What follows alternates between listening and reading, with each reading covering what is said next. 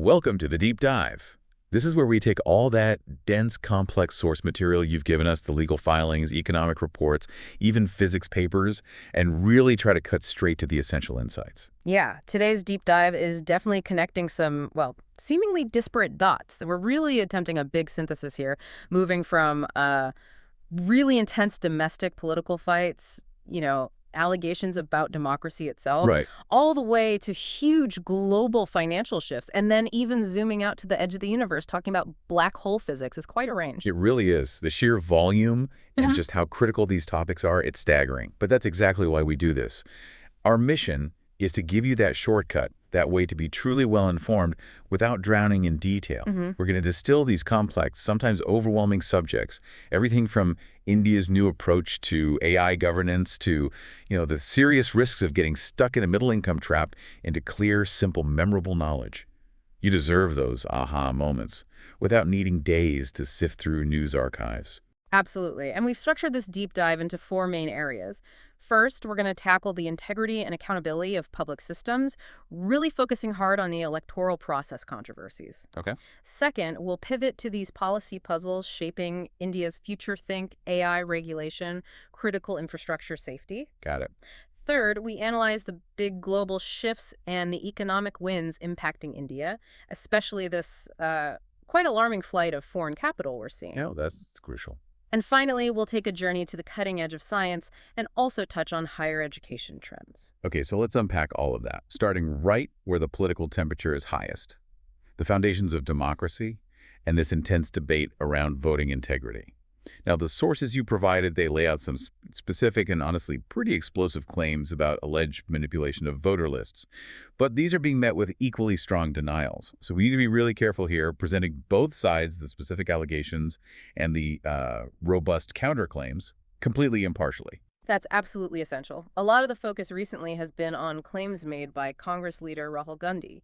He's presented this material as the H-Files, alleging a systematic effort to tilt the scales, something he dramatically called Operation Sarkar Chori, which, translates roughly to government theft. Hashtag 1.1 allegations of vote theft and the voter list controversy. And the scale of this claim aims squarely at the upcoming 2024 Haryana Assembly election. It's just enormous. The core allegation is that a staggering 25 lakh fake voters, 2.5 million, were supposedly added to the electoral rolls in Haryana.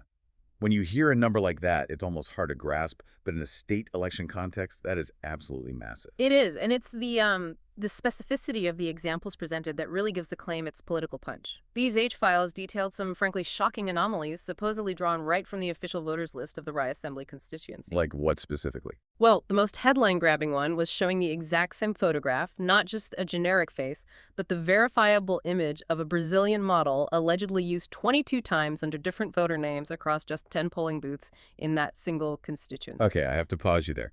Using a public figure's photo 22 times. Did the source material give any hint about how something so easily checkable wasn't flagged? That sounds less like sophisticated fraud, more like, well, either incredibly sloppy administration or maybe something deliberate. That's precisely the question the sources raise. Critics argue this points to either, extreme incompetence or perhaps targeted corruption right at the basic data entry level. And the presentation didn't stop there. It went on to list these huge statewide figures, alleging 1,024,177 voters with fake photographs, 5,021,619 duplicate voters, and nearly 2,019,026,351 bulk voters, which means multiple entries listed at the same address. Right. Now let's connect those numbers, those potentially fraudulent voters, to the actual election results.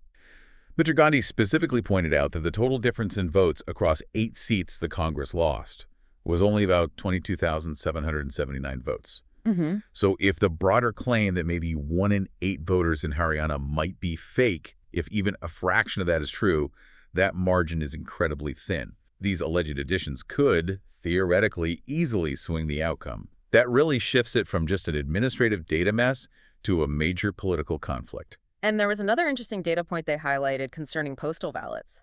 The Congress claimed that in the count of postal ballots, they actually secured 73 seats compared to the BJP's 17.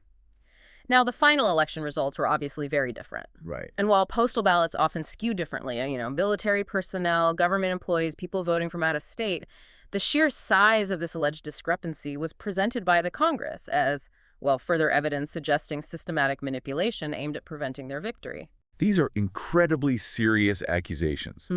They fundamentally question the integrity of the whole electoral process. And the language used was stark. The Congress leader directly accused the Election Commission of being in a partnership with Prime Minister Narendra Modi and Home Minister Amit Shah to destroy Indian democracy. You don't get much stronger political statements than that. Which absolutely demands we present the immediate and equally forceful counterarguments.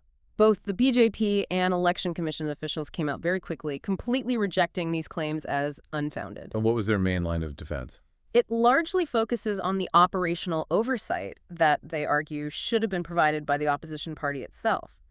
The EC specifically asked, why didn't Congress's own booth-level agents, the people whose job it is to monitor the rolls in the polling process at the grassroots level, why didn't they flag these multiple voters during the actual polling or even during earlier voter list revisions? That's a fair point about operational responsibility, isn't it? If the errors were supposedly that blatant, why wait for a big press conference much later? Exactly. And furthermore, the EC pointed to a kind of disparity.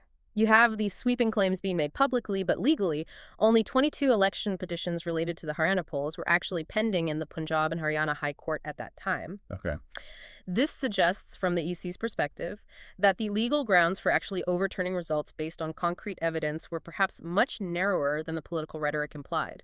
So you have this real clash, detailed, sometimes shocking anecdotal allegations on one side, and the official rebuttal questioning the opposition's own diligence on the ground on the other. That's the core dynamic here. Hashtag 1.1b, the special intensive revision, SIR debate. This whole intense debate about the reliability of the voter lists, it naturally brings us to the main tool being used right now to try and fix these issues, the special intensive revision, or SIR. Right.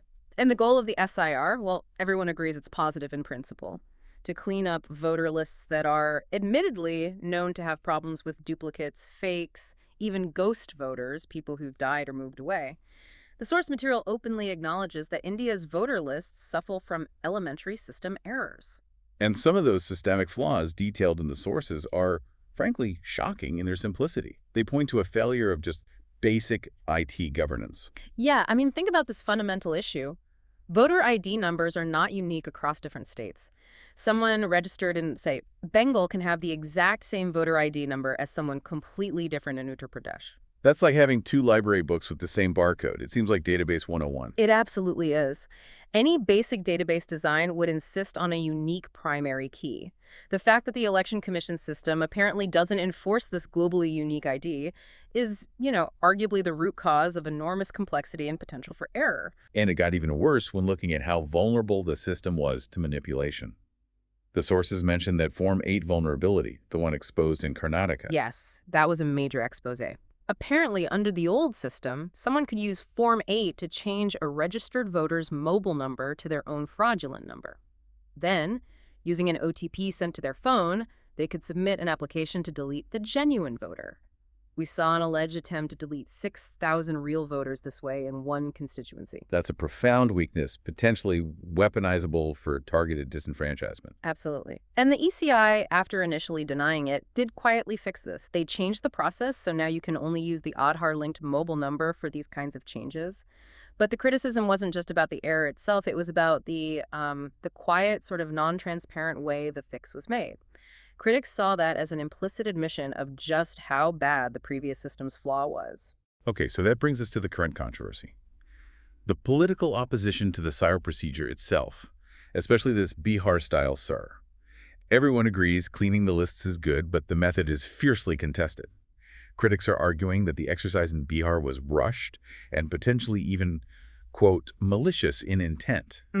The fear being it wasn't just about removing fake voters, but maybe about deleting genuine voters from certain demographic groups. Exactly. Priyanka Gandhi Vadra's claim that 65 lakh people had been deleted from the rolls in Bihar really crystallizes this widespread fear of mass disenfranchisement. And the skepticism is so deep now that some states are actually mounting legal challenges. Kerala, for instance, is reportedly going to the High Court against the SIR. On what grounds? They're specifically objecting to the ECI's decision to use the voter roll from 2002, which they call unscientific and ill-intentioned, as the base document for the cleanup, instead of the much more recent list updated for the 2024 Lok Sabha election. Their argument is basically, why start cleaning from a flawed, two-decade-old list? That just invites chaos. And the ECI's own claims about transparency for this SR 2025 process, they've been challenged directly in the Supreme Court by groups like the Association for Democratic Reforms, ADR. They did some important homework, looking back at the 2003 revision process, which the ECI pointed to as a transparent precedent, and ADR found 5, quote, basic differences compared to the current SORGI procedures. Right. Let's break those down, because they really get to the heart of the fairness concerns. Yes, these differences are crucial. First, back in 2003, the responsibility for actually getting eligible names onto the list fell entirely on the government official, the enumerator, who was supposed to go door to door to the elector. The new system puts a much heavier burden on the elector themselves to actively find and fill out the forms. Critics say this is designed to exclude marginalized or less educated voters. Okay, what else? Second, in 2003, there wasn't a general requirement for voters to provide documents, nor were there really tight, restrictive deadlines for filling out forms. The current system introduces more bureaucratic hurdles, paperwork, deadlines that can be tough for busy people, especially in rural areas, to navigate. Right. Third, and this is a big one, in 2003, there was no general mandate to verify the citizenship of every single elector. Citizenship inquiries were only allowed for individuals already declared foreigners by proper tribunals. Critics fear this change effectively turns a voter list cleanup into a kind of backdoor citizenship verification drive. That's a significant shift. It is. Fourth, the 2003 rules didn't allow any name already on the rolls to be excluded without going through a very rigorous, specific due process for deletion. Critics claim this crucial safeguard is being weakened now. And finally, just the sheer pace of the current SIR is under fire. Properly cleaning voter lists takes time, careful cross-checking, not a rush deadline. So this whole analysis really highlights the deep tension. Cleaning the rolls is vital, everyone agrees. But the perceived lack of transparency, using potentially flawed old lists, and frankly, the failure to adopt basic modern database practices like unique IDs, all of this erodes political trust and just invites endless legal battles. Critics are essentially calling for a joint effort involving all parties, with steps like video recording and immediate complaint documentation. And that naturally leads into the whole debate around Aadhaar. Critics point out that while Aadhaar legally cannot be proof of citizenship, it is arguably the cheapest, most efficient tool available for deduplicating roles and cleaning up the system. Right. Yet, they note the ECI seems reluctant to use it comprehensively for this specific purpose, often citing legal or privacy constraints. So the question becomes, does the fear of misusing data outweigh the very real, immediate systemic chaos caused by not using the best available tool for deduplication? It's a major sticking point. Hashtag 1.2 political norms and government action. Okay, moving from the really intricate legal and technical challenges around the voting process itself, let's pivot slightly to the integrity of political conduct, specifically how the Model Code of Conduct, the MCC, is applied. Right. The MCC, fundamentally, it's a voluntary set of norms. It's like a gentleman's agreement, really, that political parties themselves have agreed to follow. It kicks in the moment an election schedule is announced. And the goal is to keep a level playing field, Yeah. right? Prohibiting ministers from suddenly announcing big financial grants or new projects that could obviously sway voters just before they cast their ballots. Exactly. But the sources we looked at are pretty blunt about how well it actually works in practice. They cite that famous line that the code is often more honored in the breach than in the observance. It seems politicians are constantly finding ingenious ways of circumventing the spirit of the MCC, even if they follow the letter. Can you give an example of that? The Bihar case is a perfect illustration. Just before the election there, the Mukhyamantri Mahila Rozgar Yojana, MMRY, started dispersing a direct grant of 10,000 to 7.5 million women for self-employment. The timing, right before the vote, was striking. But how is that technically allowed under the MCC? Because the government can legally defend it by claiming it's an ongoing scheme, not a new announcement.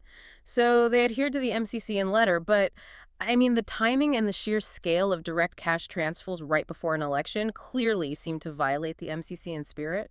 It's a classic example of using state resources to gain electoral advantage without technically breaking the rules. So it creates this constant cat and mouse game. as the sources put it. Precisely. The Election Commission is always reacting to parties pushing the boundaries, often using the full weight of state resources right up until the code officially takes effect. This persistent problem has led to serious proposals over the years, like from a standing committee back in 2013, to actually make the MCC legally binding, give it teeth. But the ECI has resisted making it law. Why is that? Their main argument is practicality.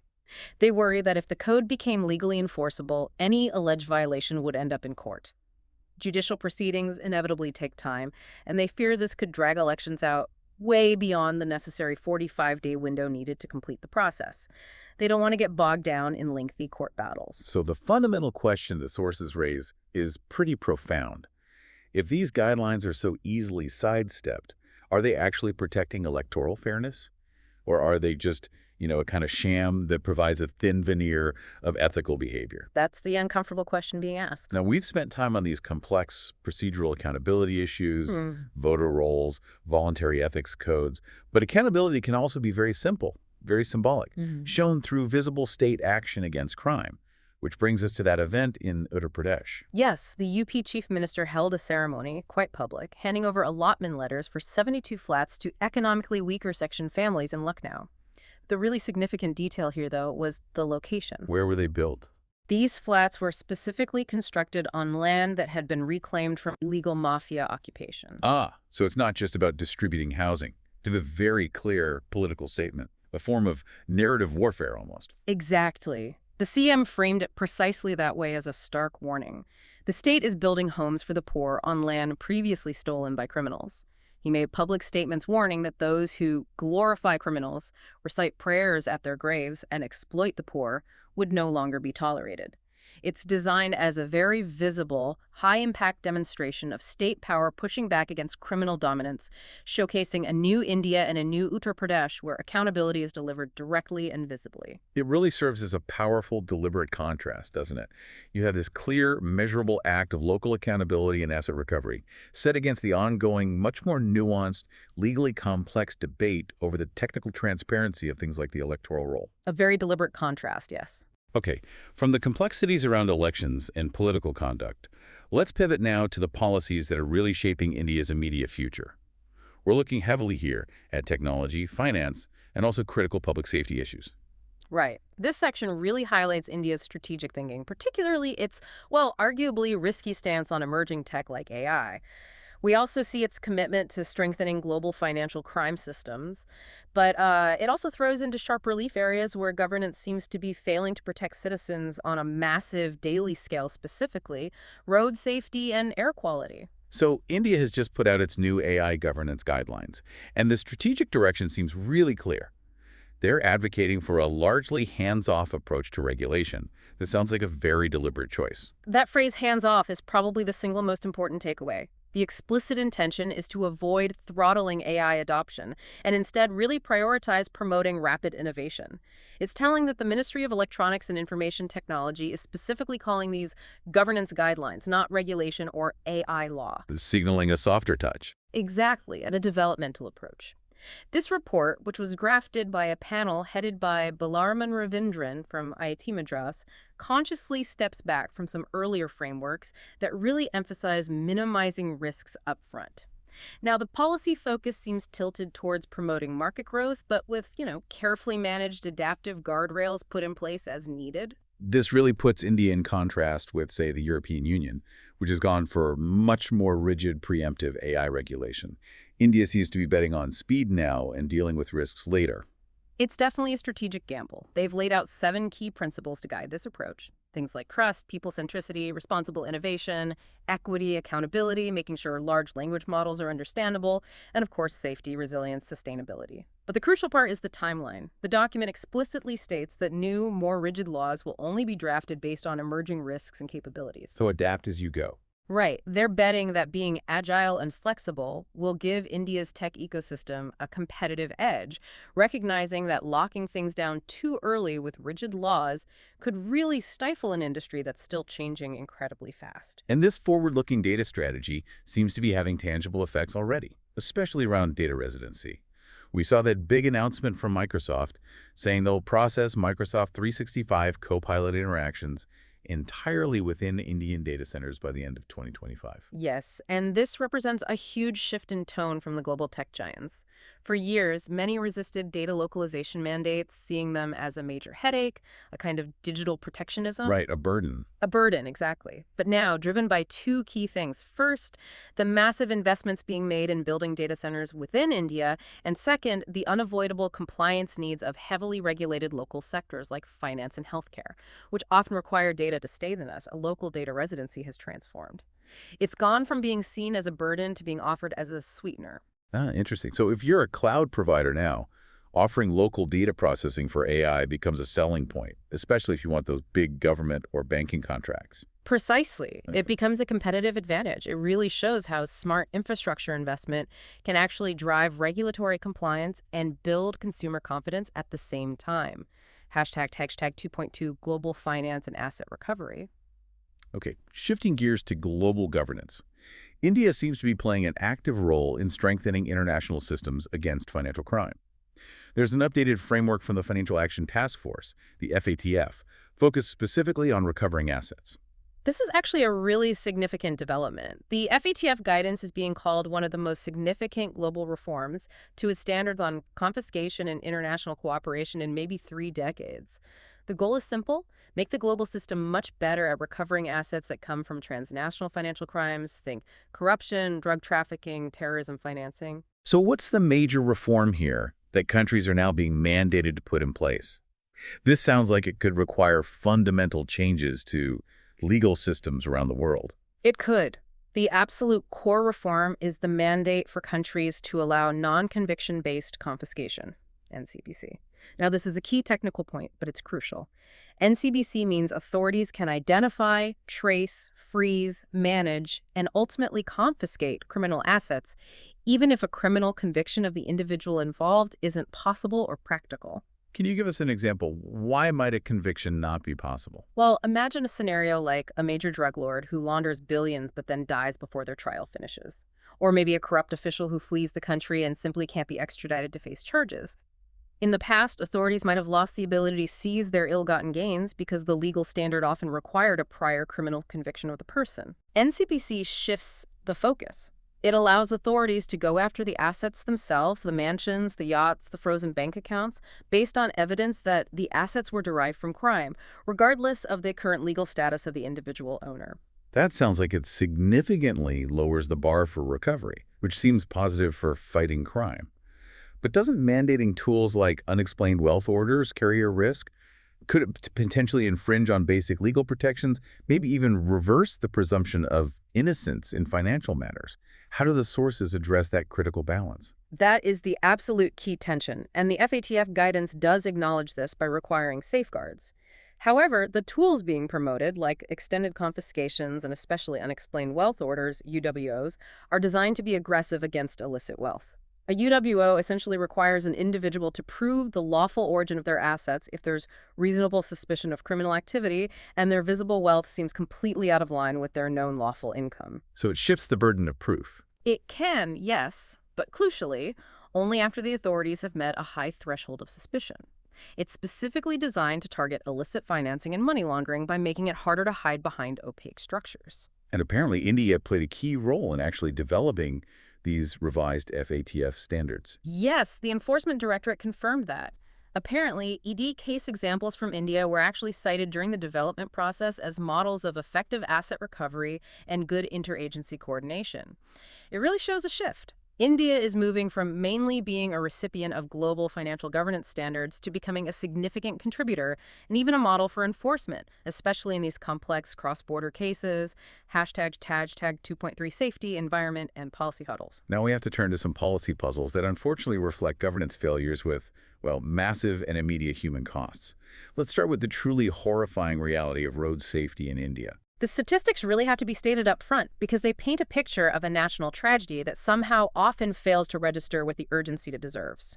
On average, over 400 people die on India's roads every single day. 400 a day. The sources use a powerful comparison. That's the equivalent of a full transcontinental flight going down daily. That statistic alone should trigger a national emergency response.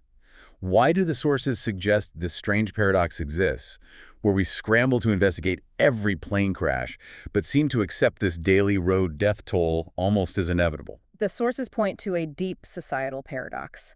Air disasters, rightly, trigger intense, multi-agency investigations, huge political attention, and usually swift corrective action. But road accident deaths, which disproportionately affect poorer segments of society, pedestrians, bus passengers, people on two-wheelers, tend to result in only perfunctory probes and glacial change. The sheer frequency seems to somehow normalize the tragedy. And when authorities often cite human error as the main cause, that seems to miss the deeper systemic policy failures highlighted in our sources. Exactly.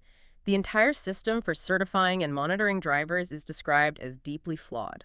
The typical road test is largely a skill test. Can you parallel park? Can you handle the vehicle? Rather than a test of crucial knowledge and application of safe driving practices. Like what? Like basic concepts. Understanding stopping distances at different speeds, the dangers of tailgating, which contributes hugely to rear-end collisions, or why driving on the wrong side of even a 4-lane highway is so lethal.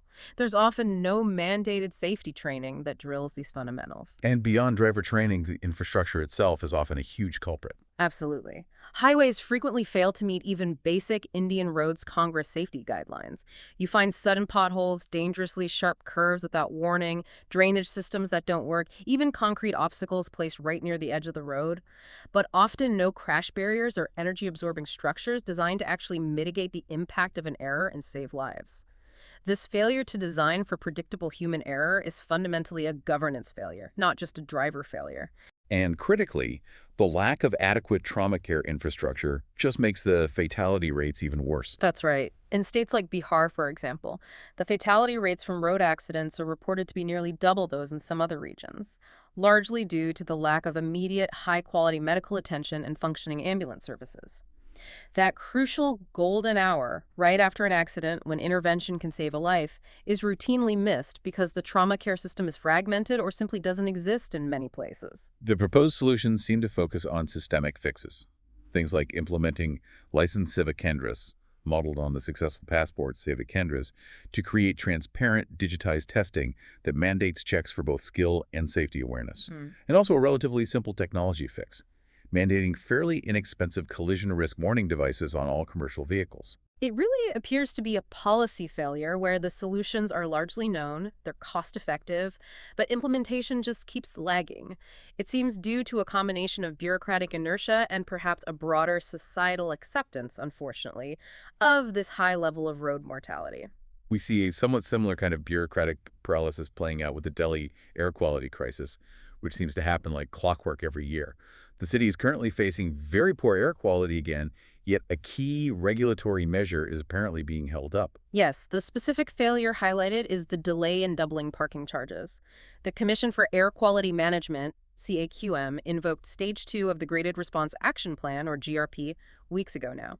And one of the 12 specific measures mandated under GR2 is to increase parking fees significantly to discourage the use of private vehicles. Which contribute a lot to the pollution. Right. Private vehicles account for nearly 20% of Delhi's harmful PM2.5 particle levels, so reducing their numbers is crucial. But weeks after this order came down from the CAQM, the main municipal corporation of Delhi, MCD, still hadn't implemented the parking fee hike. Why not? It seems to stem from a bureaucratic bottleneck. The proposal apparently needs formal consent from the MCD's elected House, and that same House had previously rejected a similar move, likely because politicians fear a backlash from voters who depend on private cars and bikes. So internal politics are holding up an essential anti-pollution measure. It appears so, and you can contrast this directly with the New Delhi Municipal Council, NDMC, which covers a smaller, centrally governed area of Delhi. The NDMC successfully doubled its parking fees almost immediately after the GRP order.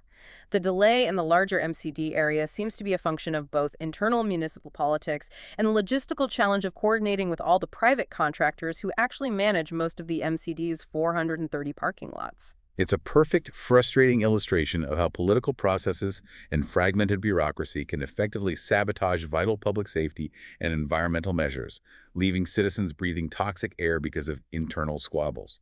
And finally, on the environmental front, we see that classic, difficult trade-off between development and ecology playing out in a Madhya Pradesh railway project. This is the Mahandwa Railway Gauge Conversion Project. It promises needed connectivity improvements, but the environmental cost is steep. It requires felling over 1.24 lakh trees. Officials are promising extensive compensatory measures. They say over 9 lakh new saplings will be planted, and the railways will fund their maintenance for 10 years. But the activist counter-argument really cuts to the core ecological issue. Cutting down huge, mature, carbon-absorbing trees and planting tiny saplings simply are not the same. Right, a mature forest provides a whole ecosystem service. Exactly. Carbon sequestration, biodiversity habitat, water table regulation. A field of saplings just cannot replicate that for decades, maybe longer. So what are the activists proposing instead? They argue that while the railway upgrade is important, the severe impact on the region's ecology and wildlife could be significantly lessened.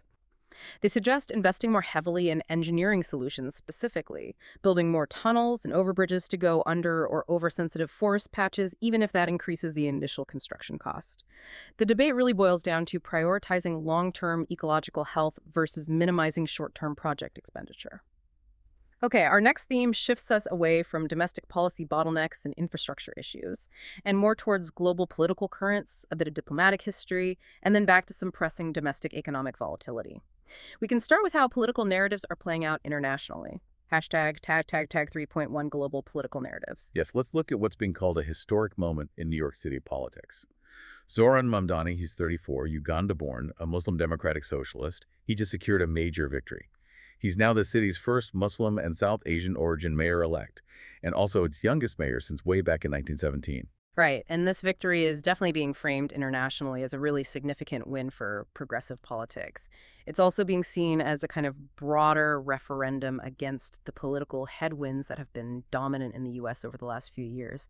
Mamdani ran on a very explicitly working-class platform, focusing heavily on housing affordability, access to childcare, and providing comprehensive support for immigrant communities. What really stands out, and what the sources emphasize, is the incredibly grassroots nature of his campaign success. This wasn't a victory funded by huge super PACs or corporate donors. That's absolutely correct. His campaign deliberately built what's being described as one of the largest door-to-door canvassing operations in modern NYC political history. They reportedly knocked on over 2 million doors and made something like 3 million phone calls. Wow. And they very consciously mobilized a multilingual, multi-faith coalition. They had volunteers out canvassing in languages like Urdu, Bangla, Arabic, Spanish, reaching communities often overlooked. And the significance is that he managed to overcome millions of dollars spent by more established political rivals and conservative groups who were desperately trying to stop him. His win really demonstrates the enduring power of mobilizing immigrant and working-class communities around a core message of economic justice and equity.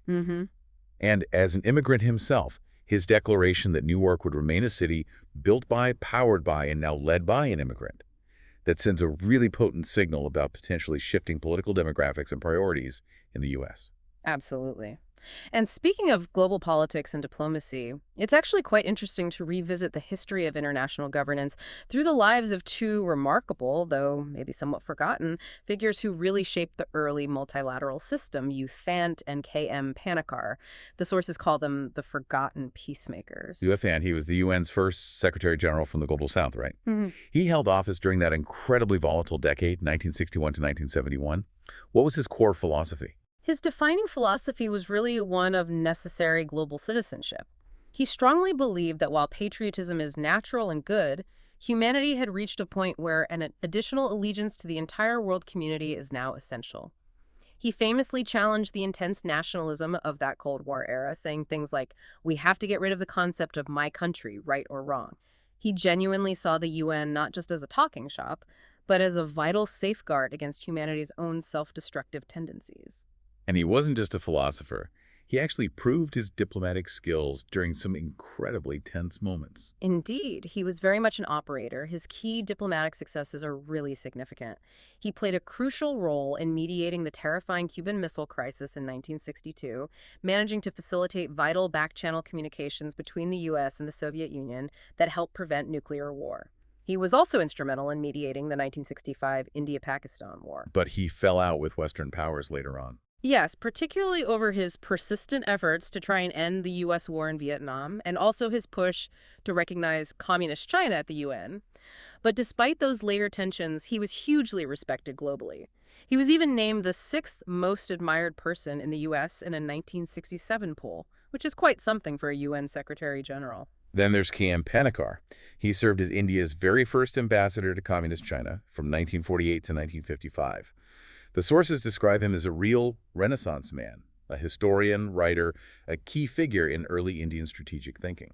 Panikkar was definitely an early internationalist thinker. His work from the 1940s on India's maritime power is still considered a classic text on geopolitics. However, his actual diplomatic career ended up being much more controversial. He faced criticism, particularly for his early recommendations that India should quickly recognize the new communist government in Beijing.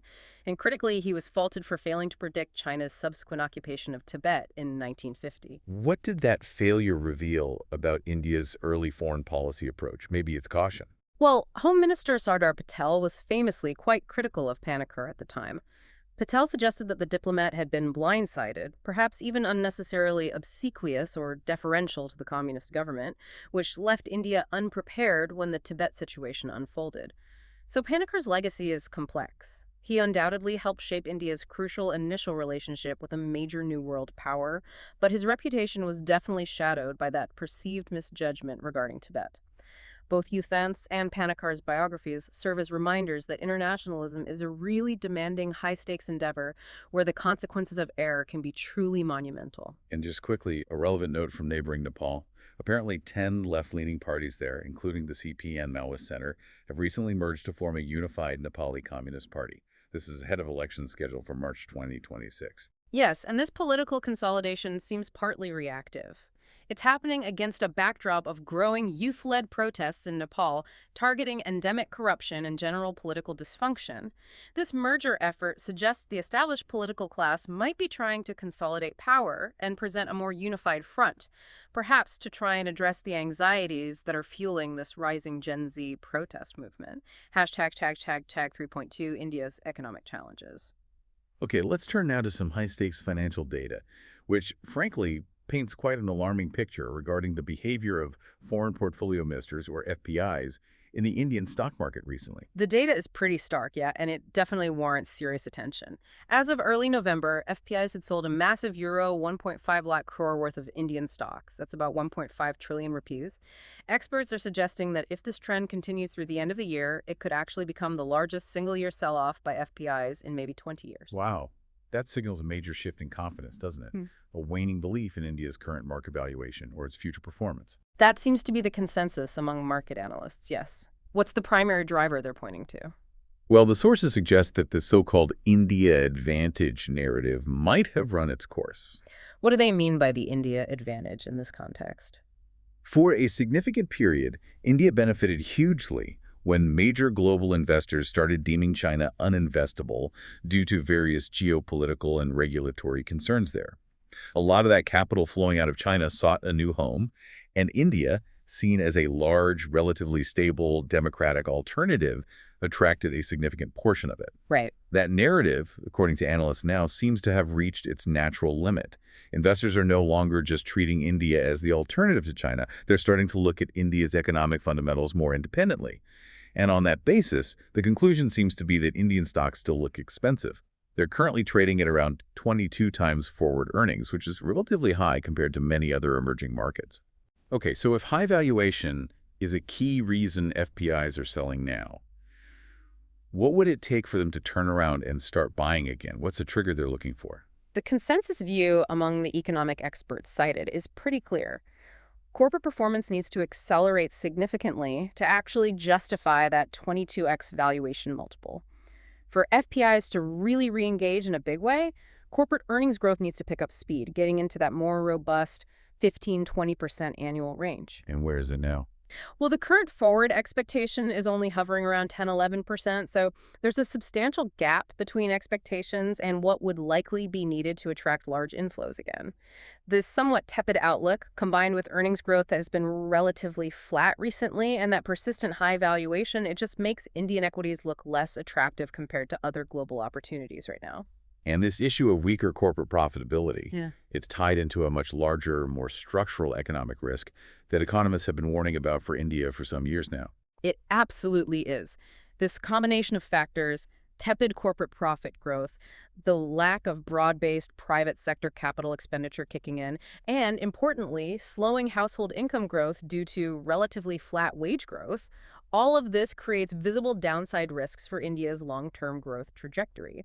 And these issues, if they persist and maybe even deepen, raise that critical, much-discussed risk of India potentially falling into what economists call the middle income trap. We really need to break down this concept clearly for our listeners. It's a critical macroeconomic idea that could potentially define India's economic path over the next few decades. What exactly is the middle income trap?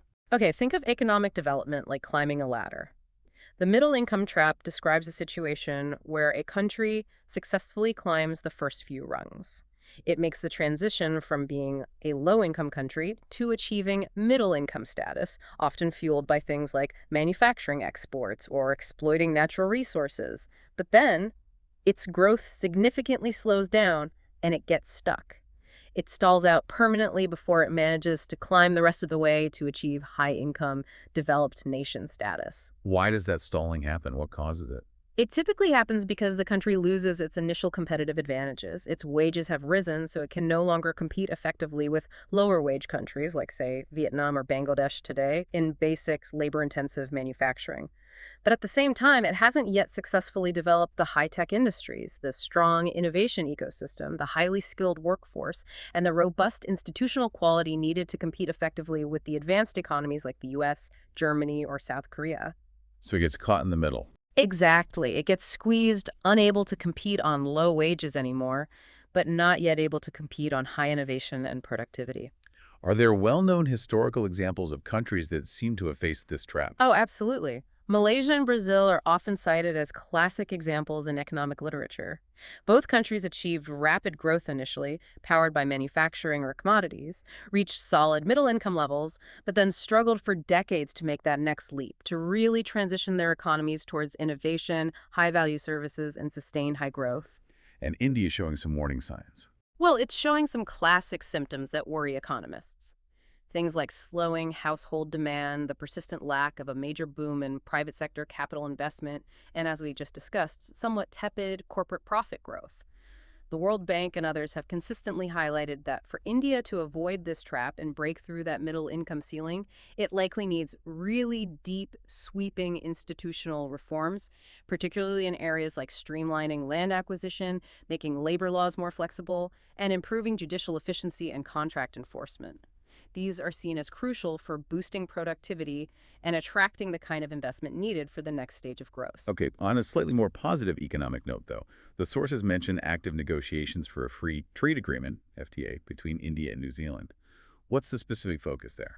What's interesting is that a crucial part of those talks isn't just about the usual things like tariffs and market access. A big part of the discussion, according to the sources, is specifically focused on agricultural technology sharing. Ah, so leveraging New Zealand's expertise. Exactly. New Zealand is a global leader, particularly in dairy technology and advanced farming science. They are apparently actively proposing ways to help India meet its own stated goal of increasing farmers' incomes by 50% by 2030. The idea is to leverage the cutting-edge agricultural science developed in New Zealand to help boost Indian farm productivity and efficiency. It shows a more strategic use of trade negotiations, aiming to achieve specific, high-priority domestic goals, going beyond just simple tariff reductions. We started this deep dive looking at fundamental challenges in human design systems, things like democracy and economics. Now let's shift to two fascinating areas where fundamental universal laws seem to govern stability and existence: deep space physics and human biology. Yeah, we have two really incredible stories here. One involves confirming a decades-old law about the universe that Stephen Hawking himself proposed, and the other uses the tools of physics to model the stability of the microscopic world living inside every single one of us, our gut microbiome. Hashtag 4.1, Unlocking Fundamental Laws. It's still kind of amazing to think that scientists only first directly detected gravitational waves just a few years ago, back in 2015.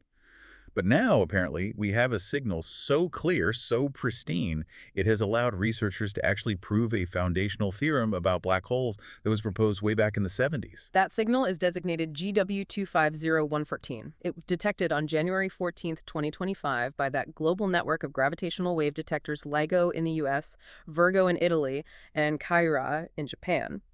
And the sources note that the researchers involved called this the Clearest gravitational wave signal detected to date. Just exceptionally clean data. Why was the clarity of this specific signal from two black holes merging? Why was that so incredibly significant? What did it allow them to do? Well, that exceptional clarity allowed the scientists to extract really subtle details about the merger process that had previously been kind of lost in the background noise of other signals. And this, in turn, led them to provide what they're calling the most compelling observational evidence to date for Stephen Hawking's famous black hole area theorem. He proposed this theorem way back in 1971. Okay, remind us of the theorem. What does Hawking's area theorem actually state? In simple terms, the theorem basically says that the total surface area of black holes, the area of their event horizons, should never decrease over time. So if two black holes merge together to form a new, bigger black hole, the surface area of the new black hole's event horizon must be greater than, or at least equal to, the sum of the surface areas of the two original black holes before they merged. So it's kind of like a law of cosmic irreversibility for black holes. A bit like the second law of thermodynamics saying entropy always increases. That's a perfect analogy. It implies a fundamental directionality and irreversibility in black hole dynamics. So how did the amazing clarity of this GW250113 signal allow them to actually confirm this theorem observationally? They were able to use the incredibly clean signal to independently analyze the two key stages of the merger. First, they looked at the signals coming from the two black holes in the moments before they merged the in-spiral phase, and from that they could calculate the individual surface areas of those two progenitor black holes. Then, they analyzed the signal from the stage after the collision, the ring-down phase, which is when the newly formed, merged black hole is kind of settling down into its final state. By carefully calculating the surface area of this final remnant black hole and comparing it to the sum of the areas of the initial two, they confirmed that there was indeed a net increase in the total surface area. Just as Hawking's theorem predicted 50 years ago, it was a direct empirical verification of a really deep physical law. That is absolutely incredible, a massive win for theoretical physics. But the signal apparently also validated another significant, even older theory about how black holes actually exist and behave. Yes, that's right. The way the new merged black hole rang as it settled down the specific pattern of subtle vibrations or oscillations it emitted in the gravitational waves during that ring-down phase allowed the researchers to identify two distinct modes of vibration. And crucially, these vibrations show that the remnant black hole was behaving exactly like a rotating black hole should, according to theory. Confirming whose theory? This empirically verified the mathematical solution that the New Zealander mathematician Roy Kerr had worked out for rotating black holes way back in 1963. So this single, incredibly clear signal not only confirmed Hawking's 1971 theorem, but also provided strong observational proof for Kerr's even earlier theoretical description of spinning black holes. It really shows how these decades-old theoretical frameworks are holding up remarkably well, even against the most precise astronomical observations we can make today. Hashtag 4.1b, new physics model for gut health. Okay, from the mind-bending macro laws governing the universe, let's shift focus to the microscopic laws that seem to govern the stability of our own bodies, specifically the gut microbiome. Now, we usually think about gut health or eubiosis in terms of which specific microbes are present, but this new physics-based model seems to reframe things completely, looking instead at structure interactions. Yes, this is a really remarkable application of concepts from physics to understand a complex biological system. The study uses tools from statistical physics, specifically something called the Disordered Generalized Lotka-Volterra model, or DGLV, to analyze the stability of the gut ecosystem. The key insight for listeners, really, is quite simple. Good gut health seems to be less about just having the right list of microbial species and much more about the structure and diversity of the interactions between them. So it's not just about who's on the team, but more about how strongly and how variably they cooperate or compete with each other. Precisely. You can think of a healthy gut as being like a highly resilient, specialized ecosystem. What the research found is that healthy guts tend to operate in a stable equilibrium state because they have strong but also highly heterogeneous interactions between the microbes. Heterogeneous meaning varied. Varied, exactly. This complex, non-uniform network of interactions means that if one particular species gets stressed or suppressed, say, by antibiotics or a change in diet, other species can often step in or shift their function to compensate. The system has redundancy and flexibility, allowing it to absorb these fluctuations without completely destabilizing. It's this underlying structural complexity that seems to give the healthy gut its resilience against pathogens or dietary insults. Okay, and how did diseased guts or states of dysbiosis compare when analyzed using this physics model? They showed a fundamentally different interaction structure. Diseased microbiomes typically displayed lower diversity in their interactions and also much higher randomness or uniformity in the relationships between species. Mathematically, these less complex, less robust systems were found to lie much closer to what the physicists call a critical line, a sort of tipping point that marks the transition into chaotic or unstable dynamics. So a diseased gut is inherently less resilient, closer to falling into disorder. That's the implication. It's perpetually less able to buffer disturbances and is hovering near to a threshold where it could tip over into a state of chronic imbalance or illness. It's really fascinating how tools originally developed to understand the physics of complex materials, like the stability of glass or the behavior of magnetic alloys, can be applied to biological systems like the gut. And they seem to distinguish stability from potential chaos based purely on the relational structure of the system, not just its components. It strongly suggests, doesn't it, that maybe future treatments for gut health problems might need to focus less on just adding or removing specific species, like with probiotics or antibiotics, and more on finding ways to actually nudge or correct the underlying interaction structures themselves to restore that healthy complexity and resilience. That's certainly a very exciting possibility raised by this kind of research. #tag 4.2 higher education status. And finally, let's take a quick look at the current state of higher education across Asia, based on the latest QS Asia University rankings. The big trend seems to reveal a significant reversal in regional dominance. Yes, the headline finding is quite clear. China has now decisively overtaken India as the most represented location in these QS Asia rankings. China fields 394 ranked institutions compared to India's 294. Now, India did add a record high 132 new universities to the list this year, which certainly speaks to rapid growth in the sheer volume of its higher education sector. But China added even more. Yes, China added 259 new institutions, demonstrating even faster expansion in both quantity and, arguably, quality recognized by the rankings. But the concern isn't just about the total number of institutions listed, is it? Yeah. It's also about how India's established top-tier universities are performing relative to their peers. That seems to be the more critical point of slippage, yes. Huh. While India does retain 7 institutions within the top 100, which is respectable, several of its leading, most prestigious universities have actually seen their rankings decline compared to last year. For instance, IIT Delhi slipped from rank 44 down to 59 this year. IISc Bangalore fell slightly from 62 to 64, and the University Delhi dropped from 81 down to 95. Meanwhile, the absolute top 10 positions in the rankings continue to be dominated by institutions from Hong Kong, Singapore, and mainland China. So the takeaway is that while India's higher education system is clearly expanding rapidly in terms of volume, it seems to be struggling somewhat to match the pace of quality improvement and research output being achieved by its major regional competitors, especially China. What metrics are typically cited for this relative slippage? The sources suggest Indian institutions generally tend to lag behind on metrics related to internationalization, things like the ratio of international faculty and international students. But perhaps most importantly, they seem to be falling behind in research impact, measured by citations per faculty, and also in overall academic reputation scores, compared to the very rapid advancements being made by top Chinese and other East Asian universities. China's massive government investment, specifically focused on boosting research quality and citation impact, appears to be translating directly into higher global visibility and ranking performance, while India seems to be finding it harder to convert its growing volume into commensurate gains in global reputation and research influence, at least according to this particular ranking system.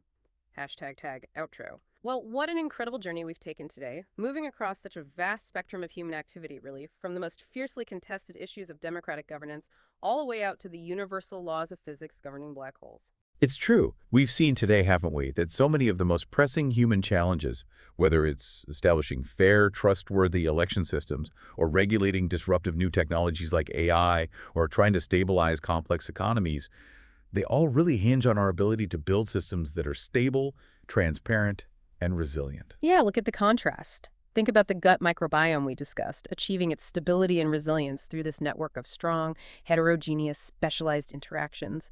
Or look at black holes, which seem to adhere absolutely, elegantly, to that irreversible law that their total area never decreases. In nature, it seems, the rules are often clear, universal, and remarkably durable. So your key takeaway today, hopefully, is seeing how these seemingly separate dots connect. Yeah. That massive FPI sell-off we talked about isn't just abstract stock market noise.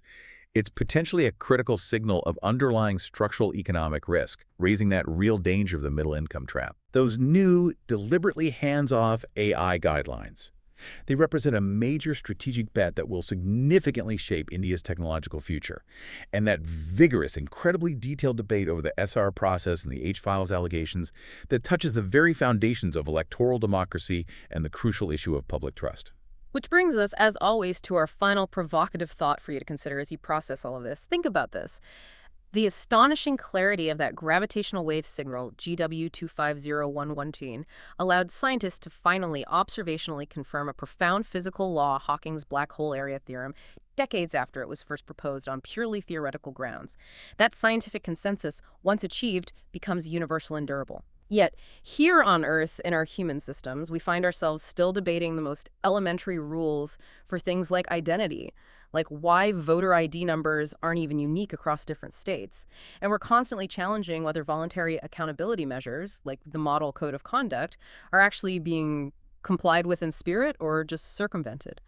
So the question is, if science can achieve such remarkable, universal, and durable consensus about the fundamental laws governing the distant cosmos, what is it fundamentally that prevents us from achieving similar levels of certainty, compliance, and trust in the governance systems we design right here to protect our own citizens and our own democracy? That is certainly something profound to ponder as you digest this deep dive. Thank you so much for joining us today. Yes, thank you. We look forward to diving into your next stack of sources with you soon.